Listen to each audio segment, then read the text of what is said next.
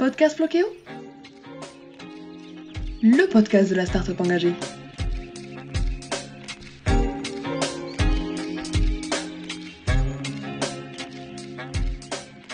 Bonjour et bienvenue pour cette 20e édition du Verre à moitié plein, le podcast optimiste du tourisme durable. Après vous avoir proposé un petit aperçu de la culture japonaise cette semaine, à travers une visite live de Tokyo, l'histoire des origamis, la découverte de nombreux objets zéro déchet originaires du Japon et la mythologie japonaise, nous sommes partis à la rencontre de Ikuko, qui travaille à l'Office du tourisme du Japon.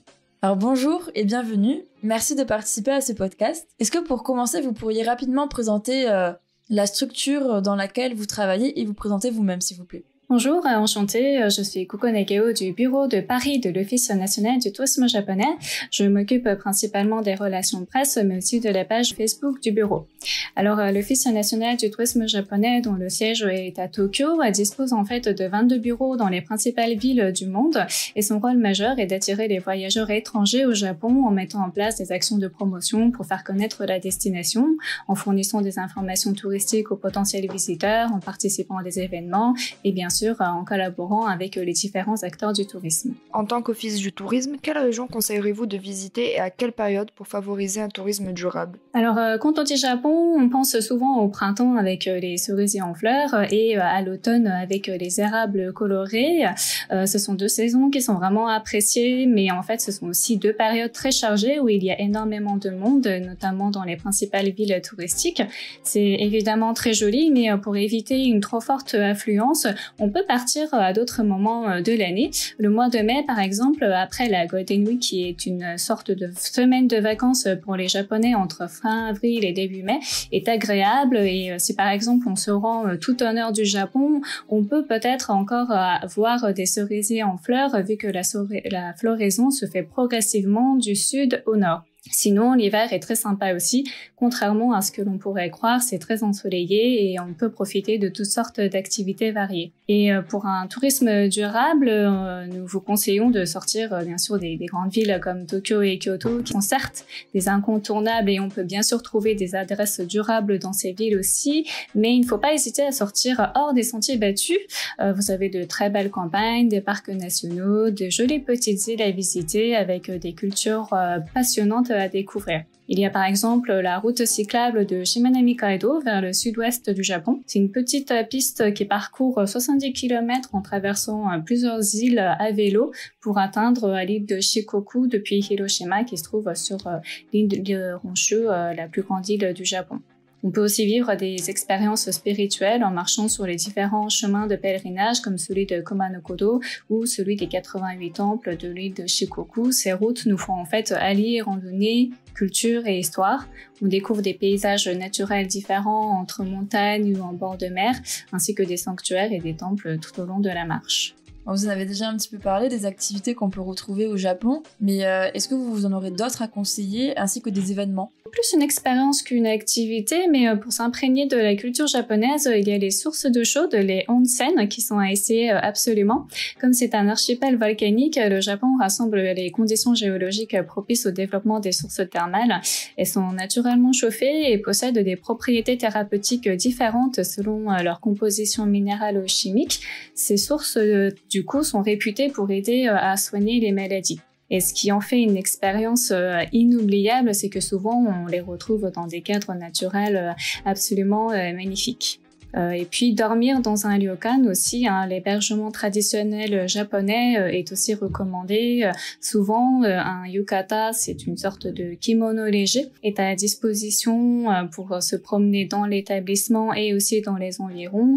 Et surtout, on vous sert un repas gastronomique pendant le séjour avec les fruits et légumes de saison et les produits locaux.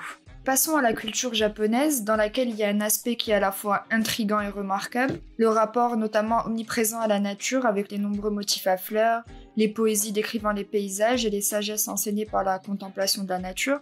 D'après vous, d'où vient cette fascination de la nature ?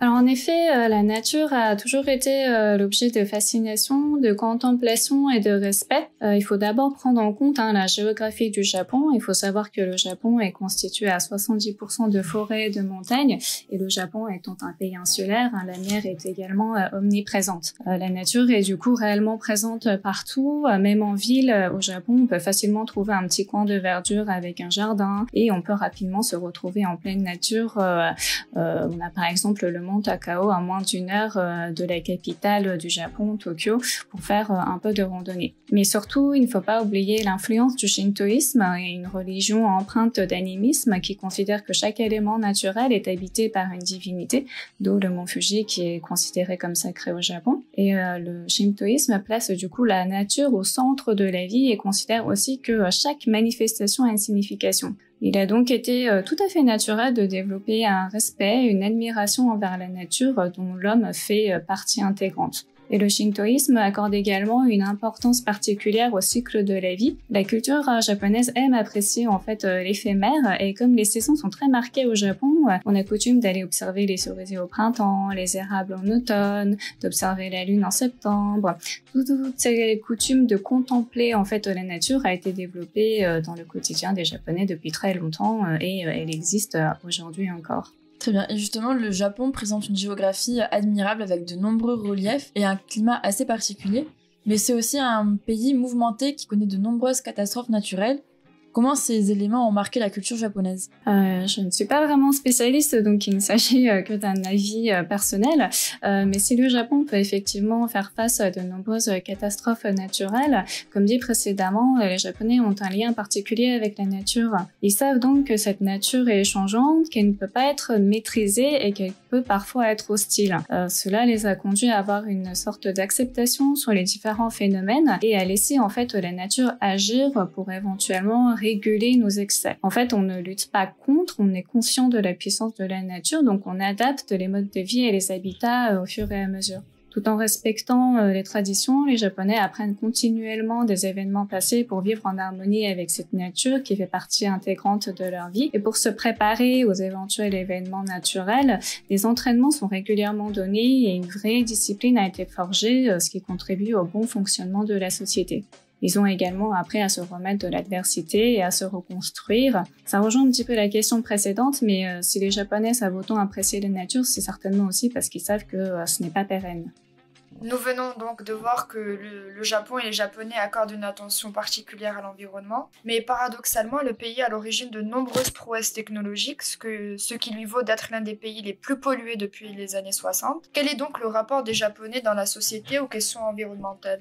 Il est vrai que le Japon est un pays contrasté à ce niveau, mais de base, le Japon, qui a des ressources limitées, avait pour coutume d'utiliser les choses à leur plein potentiel et à réutiliser, réexploiter, redonner une seconde vie. Certaines méthodes d'ailleurs existent encore aujourd'hui, comme l'utilisation du furoshiki ou le kintsugi qui répare la vaisselle cassée. De nos jours, on parle souvent de suremballage ou de pollution lumineuse dans les grandes villes, mais le Japon cherche à trouver le juste équilibre entre la croissance économique et la préservation de l'environnement, et des améliorations ont été faites ces dernières années.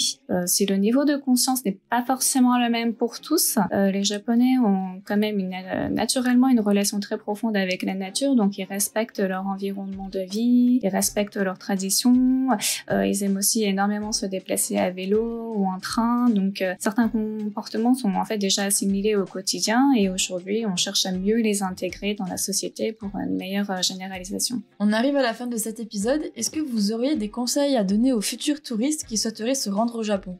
Alors je pense que ce qui fait hésiter les potentiels visiteurs à partir au Japon, c'est peut-être la barrière de la langue, mais aussi la différence culturelle entre nos deux pays. Nous avons en fait une brochure qui s'appelle Courtoisie voyageuse, qui donne quelques clés et conseils pour mieux connaître et comprendre les usages au Japon. Et nous avons également un petit guide de conversation avec des phrases types et un lexique. Donc ces deux brochures sont téléchargeables sur notre site internet, et nous espérons qu'elles pourront en fait aider les futurs voyageurs à préparer un séjour au Japon. D'ailleurs, notre site internet est très complet, il est en français et on peut retrouver des informations sur les choses à voir et à faire, ainsi que des suggestions d'itinéraires pour ceux qui ne savent pas trop par où commencer. Et il ne faut pas oublier non plus nos réseaux sociaux. Nous avons une page Facebook, Découvrir le Japon, et une page Instagram, Visit Japan FR, qui vous présente un Japon très varié. Pour terminer, une petite annonce. L'Office national du tourisme japonais prévoit de créer une brochure et une page internet spécialement dédiée au tourisme durable pour le premier trimestre 2022. Donc n'hésitez pas à aller vérifier sur notre site internet. Ah super, on a hâte de voir ça. Merci beaucoup de nous avoir partagé toutes ces connaissances et de nous avoir permis de voyager le temps d'un instant au Japon. Il y aurait encore tant d'autres sujets passionnants à aborder sur la culture japonaise, mais cette rencontre nous pousse à la réflexion et elle nous invite à s'inspirer de la culture japonaise concernant notre rapport à la nature. Merci à vous, fidèles auditeurs, et merci pour vos retours. Ils nous poussent à vous offrir toujours plus de contenu pour vous permettre de faire des voyages immobiles.